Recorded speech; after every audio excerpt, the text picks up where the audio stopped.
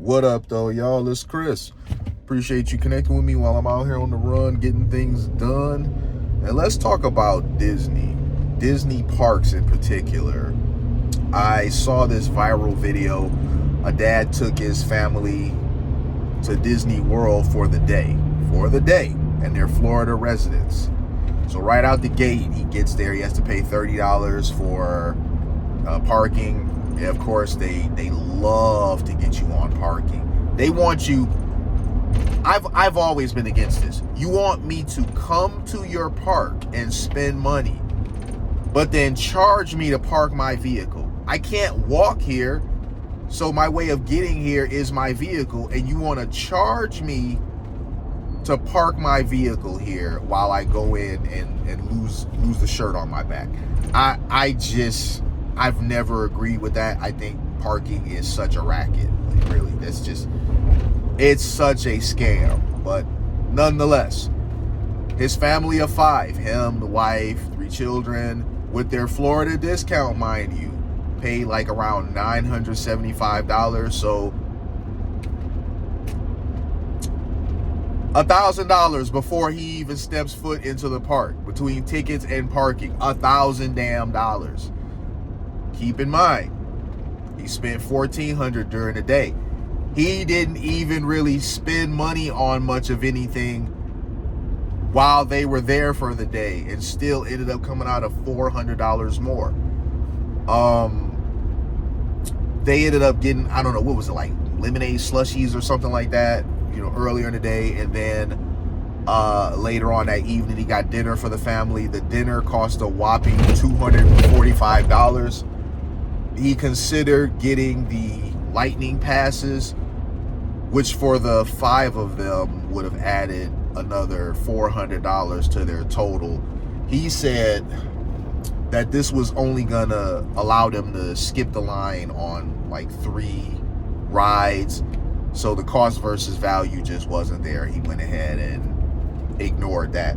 I understand the temptation of getting the lightning pass though, because when you're at a place like that, those lines are insane.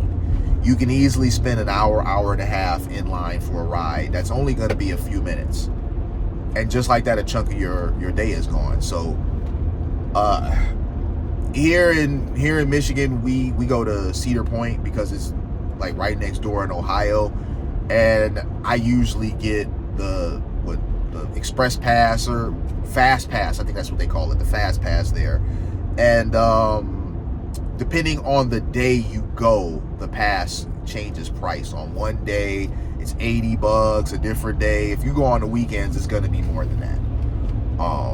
But it definitely enhances the experience if you want to just get on the ride. If you want to wait 5 minutes in line to get on the ride and you love the ride and want to jump on it again, yeah, the Fast Pass definitely makes a difference. But for him and his family, he said it was only going to be 3 rides, so I get why he wouldn't do that. I find it crazy that for a day for his family, it was $1,400. This is just a day, and they're Florida residents, so it would have been more. It was $1,400 at the end with the discount that they got on the tickets, which were $975. Like, this is so wild. I have no idea why they keep going up. Yes, I do. I know why they keep going up on the prices of the tickets for the park. It's to offset the hundreds of millions of dollars that they keep losing on these crummy ass movies that they keep releasing, that they just will not learn behind.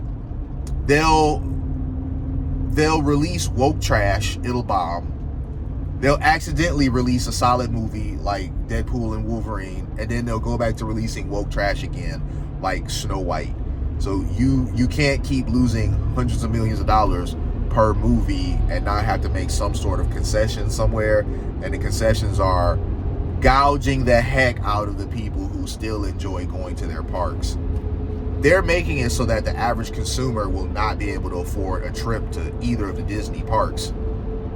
This all has got me thinking, because this summer I'm considering taking a trip to California to see my family out there, and more likely than not, we'll end up at Disneyland. Now, Last time I went to Disneyland, just for the hell of it, I went looking up tickets to Disney World as well. And I remember Disneyland tickets were considerably more, even though they offer less. Disneyland tickets, yes, I'll say it again. Disneyland tickets were considerably more, even though Disney World has more to offer you.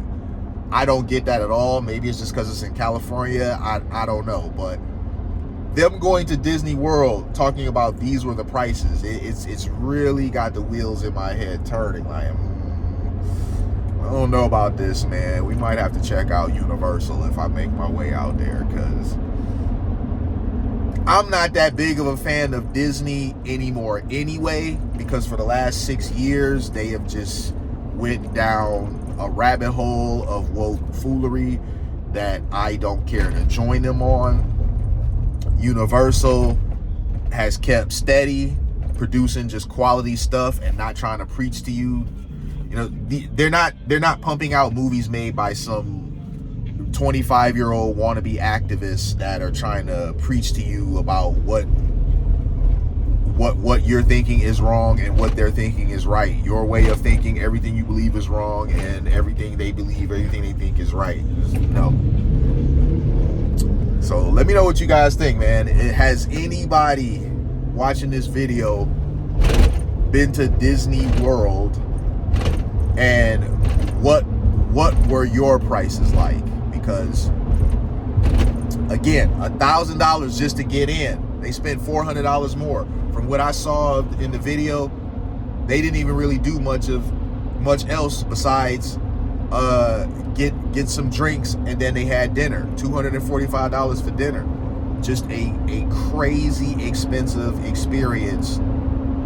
What happens when you take your family for the weekend? If you decide you want to go Friday and leave Sunday, what does that look like? Because if it was this expensive for people there in Florida that don't have to find hotels to stay in, what does that bill look like for someone like myself that is going there from where I'm at, that's traveling there? I don't know. Let me know what y'all think in the comments though, man. I'll holler at y'all soon. Peace.